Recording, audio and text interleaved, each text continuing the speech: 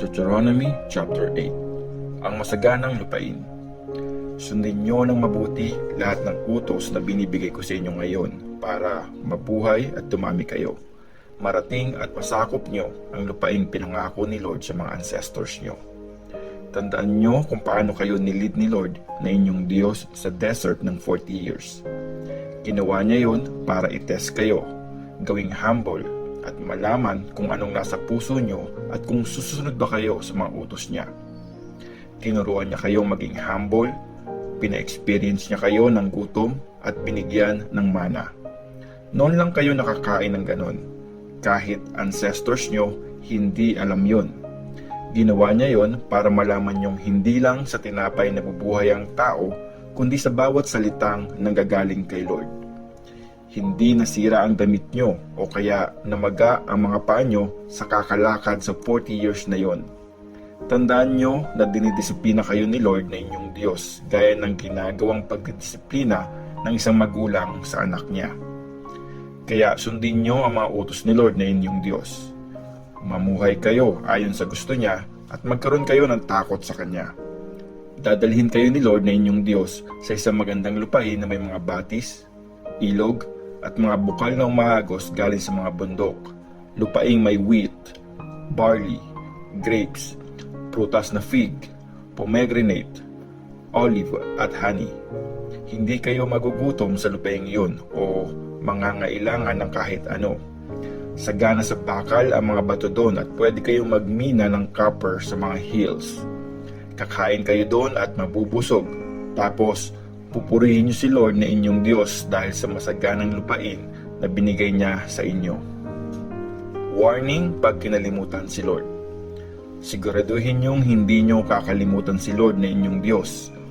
Para magawa niyo ito, lagi niyong sundin ang mga utos, rules at instructions na binibigay ko sa inyo ngayon. Pag masagana na kayo at nakatira na sa magagandang bahay na tinayo niyo at dumami na ang mga alaga niyong baka, kambing at tupa, pati na silver at gold at lahat ng meron kayo, huwag kayong maging mayabang at kalimutan niyo si Lord na inyong Diyos. Siya ang nagligtas sa inyo sa pagiging alipin sa Egypt. Siya ang nag-guide sa inyo sa malawak at napanganib na desert, puno ng mga makamandag na ahas at scorpions. Doon sa tuyong lugar na walang tubig, binigyan niya kayo ng tubig na nagmumula sa matigas na bato. Pinakain niya kayo ng mana na kahit mga ancestors niyo hindi alam ang pagkain iyon. Binigyan niya kayo ng pagsubok para turuan kayong maging humble. Lahat iyon ay para sa ikakabuti niyo. Mag-ingat kayo. Huwag niyong isiping naging mayaman kayo dahil sa sarili niyong lakas at kakayanan. Tandaan niyo na si Lord na inyong Diyos ang nagbibigay sa inyo ng lakas para umasenso. Kasi tapat siya sa kasunduan niya sa mga ancestors niyo hanggang ngayon. Pag kinalimutan niyo si Lord na inyong Diyos at sumunod, sumamba at nag-serve kayo sa ibang mga Diyos, winawarningan ko kayo ngayon, siguradong mawawasak kayo.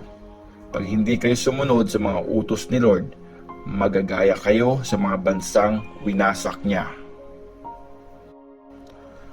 Deuteronomy chapter 9. Papalayasin ang mga sumusuway. Makinig kayo, Israel. Tatawid na kayo ngayon sa Jordan at itataboy ang mga bansang mas marami at mas malakas sa inyo. Matatag at mataas na parang abot langit ang pader ng mga city nila. Malalaki at matatangkad ang mga tao doon, mga Anakim. Nabalitaan nyo na walang nakakatalo sa mga higanting yon. Pero makikita nyo ngayon na si Lord na inyong Diyos ang mangunguna sa inyo. Para siyang nakakaubos na apoy na wawasak at sasakop sa kanila. Kaya maitataboy nyo sila at mabilis nyong mauubos gaya ng pinangako niya. Pag napalayas na sila ni Lord na inyong Diyos, huwag nyong isipin na mabubuti kayo, kaya niya kayo dinala para makuha ang lupain. Itataboy sila ni Lord kasi masasama silang tao. Hindi dahil sa pagiging matuwid nyo o dahil mabuti ang puso nyo kaya makukuha nyo yung lupain. Itataboy ni Lord na inyong Diyos ang mga bayang yon dahil masama sila. Gagawin niya yon gaya ng promise niya sa mga ninuno niyong sina Abraham, Isaac at Jacob. Rebelde ang Israel. Alalahanin niyo na hindi dahil sa mabuti kayo kaya ibibigay ni Lord ang masaganang lupain sa inyo. Sa totoo lang, ang titigas ng ulo nyo. Siguraduhin niyong huwag kalimutan kung paano niyo ginalit si Lord na inyong Diyos nung nasa desert kayo. Ayaw niyong sumunod sa Kanya mula nung pag-alis niyo ng Egypt hanggang makarating dito. Pati nung nasa Mount Sinai, ginalit niyo ng sobra si Lord. Muntik niya na kayong wasakin. Nung umakyat ako sa bundok, binigay sa akin ni Lord yung 2 stone tablets kung saan nakasulat yung kasunduan nyo. Nandun lang ako ng 40 days at 40 nights at hindi ako kumain o minom. Tapos, binigay sa akin ni Lord yung 2 stone tablets. Sinulat niya mismo doon yung mga sinabi niya sa inyo sa bundok mula sa apoy nung araw na nag-gather kayo. After ng 40 days at 40 nights ko sa bundok, binigay niya sa akin yung 2 stone tablets kung saan niya sinulat ang kasunduan. Tapos, sinabi ni Lord sa akin, tumayo ka at bilisan mong bumaba. Yung mga tao mo na nilid mo para lumabas ng Egypt ay gumagawa ng masama. Agad silang sumuway sa inutos ko. Gumawa sila ng rebulto mula sa tinunaw na metal. Sabi pa ni Lord sa akin, nakita ko kung gaano katigas ang ulo ng mga taong yon. Huwag mo akong pigilan. Wawasakin ko sila at buburahin ko ang pangalan nila sa mundo. Tapos, gagawin kita at ang lahi mo na bayang mas malakas at mas marami sa kanila. Kaya tumayo ako at bumaba ng bundok habang nag-aapoy yun. Dala ko yung 2 stone tablets kung saan nakasulat yung kasunduan. Nakita ko na nakagawa na kayo ng kasalanan kay Lord na inyong Diyos. Gumawa kayo ng rebultong baka mula sa tinunaw na metal para sambahin. Ang bilis niyong sumuway sa inutos ni Lord. Kaya binasag ko sa harap niyo yung 2 stone tablets. Tapos, dumapa ulit ako sa harap ni Lord ng 40 days at 40 nights. Hindi ako kumain o uminom dahil sa kasalanan ginawa niyo kay Lord na sobra niyang kinagalit. Natakot ako sa tindi ng galit ni Lord sa inyo kasi ready na siyang wasakin kayo. Pero mabuti at pinakinggan ako ulit ni Lord. Galit na galit din si Lord kay Aaron. Wawasakin din siya, kaya nagpray din ako para sa kanya nung time na yon. Tapos, kinuha ko yung rebultong baka. Ito yung kasalanang ginawa nyo. Sinunog ko yon at tinurog ng pinong-pino hanggang parang alikabok na. At saka tinapon yun sa batis na umaagos mula sa bundok. Ginalit nyo rin si Lord sa Tabera, Masa at Kibrot Hataba. At nung nasa Kadesh Barnea kayo, inutusan niya kayong pumunta at sakupin ang lupaing binibigay niya sa inyo, pero nagrebelde kayo sa utos ni Lord na inyong Diyos. Hindi kayo naniwala o nakinig sa Kanya. Nagre-rebelde na kayo kay Lord simula pa nung makilala niya kayo. Kaya dumapa ako sa harap ni Lord ng 40 days at 40 nights kasi sabi ni Lord, wawasakin niya kayo. At nagpray ako kay Lord, Lord God, huwag mong wasakin ang sarili mong bayan, ang mga niligtas at nilabas mo sa Egypt, gamit ang kapangyarihan at lakas mo. Isipin mo ang mga servants mong sina Abraham, Isaac at Jacob. Huwag mong pansinin ang katigasan ng ulo ng mga tao o yung kasamaan at kasalanan nila, kundi sasabihin ng mga Egyptians na hindi mo kinayang dalhin yung mga tao sa pinangako mong lupain at galit ka sa kanila kaya nilabas mo sila para patayin sa desert. Sila ang bayang pinili mong maging sayo na nilabas mo sa Egypt gamit ang kapangyarihan at lakas mo. Deuteronomy chapter 10. Sinulat ulit ang mga utos.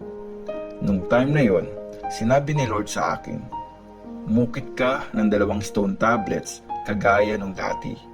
Tapos, umakyat ka sa akin sa bundok. Gumawa ka rin ng box na kahoy. Isusulat ko sa 2 bato yung mga sinabi kong nakasulat doon sa mga binasag mong bato. Tapos, lagay mo yon sa loob ng box. Kaya gumawa ako ng box mula sa kahoy ng akasya at umukit ako ng bato na gaya ng dati. Tapos, umakyat ako ng bundok, dala yung 2 stone tablets. Sinulat ni Lord doon yung 10 commandments na sinulat niya dati. Yun yung mga sinabi niya sa inyo nung time na nag-gather kayo sa bundok at kinausap niya kayo mula sa apoy. Tapos, binigay ni Lord sa akin yung mga bato. Bumalik ako at bumaba ng bundok at nilagay yung mga bato sa box na ginawa ko. Gaya ng inutos ni Lord, nandun pa rin yon hanggang ngayon. Naglakbay ang mga Israelites galing sa mga balon ng taga-Jaakan papuntang Mosera. Doon namatay at nilibing si Aaron. Yung anak niyang si Eleazar ang pumalit sa kanya bilang priest. Mula doon, pumunta sila sa Gudgoda tapos sa Jotbata, isang lugar na maraming batis. Noong time na yon, pinili ni Lord ang tribe ng Levi para buhatin ang box ng kasunduan, mag-serve bilang mga priest at mag-bless sa pangalan niya. Ginagawa nila yon hanggang ngayon. Kaya yung tribe ng Levi, walang matatanggap na lupaing mamanahin. Si Lord ang mamanahin nila, katulad ng sinabi sa kanila ni Lord na inyong Diyos. Nandun ako sa bundok ng 40 days at 40 nights gaya ng unang beses. Pinakinggan ulit ako ni Lord. Pumayag siyang hindi kayo wasakin. Tapos, sinabi sa akin ni Lord na ilid ko kayo papunta sa lupaing papasukin at sasakupin nyo. Yun ang lupaing pinangako niya sa mga ancestors nyo. Ang hinihingi ng Diyos. At ngayon, Israel, ano ang hinihingi sa inyo ni Lord na inyong Diyos? Ang magkaroon kayo ng takot kay Lord, mamuhay ayon sa gusto niya, mahalin niyo siya, mag-serve sa kanya ng buong puso at isip, at sundin niyo ang mga utos at instruction ni Lord na binibigay ko sa inyo ngayon para sa ikakabuti niyo. Kay Lord ang langit at ang lahat ng nandun, ang lupa at ang lahat ng nandito. Pero kahit ganon, pinagtuunan ng pansin at minahal ni Lord ang mga ancestors nyo at pinili kayo. Sa lahat ng bayan, kayo ang pinili niya hanggang ngayon. Kaya mag-decide kayong maging masunurin kay Lord at wag nang matigas ang ulo nyo. Si Lord na inyong Diyos ay Diyos ng mga Diyos, Panginoon ng mga Panginoon, makapangyarihan, malakas at Diyos na dapat katakutan. Lagi siyang patas sa mga tao at di nasusuhulan. Binibigyan niya ng hustisya ang mga ulila at biyuda. Mahal niya ang mga dayo at binibigyan niya sila ng pagkain at damit. Kaya mahalin niyo rin ang mga dayo kasi dati rin kayong ganoon sa Egypt. Magkaroon kayo ng takot kay Lord na inyong Diyos. Mag-serve at kumapit kayo sa Kanya. Sa Kanya lang kayo manumpa. Siya ang dapat niyong purihin. Siya ang Diyos niyo, ang gumawa ng mga matitindi at nakakatakot na bagay para sa inyo. At nakita niyo yun. Nung pumunta yung ancestors niyo sa Egypt, 70 lang sila. Ngayon, ginawa kayo ni Lord na inyong Diyos na kasing dami ng mga stars sa langit.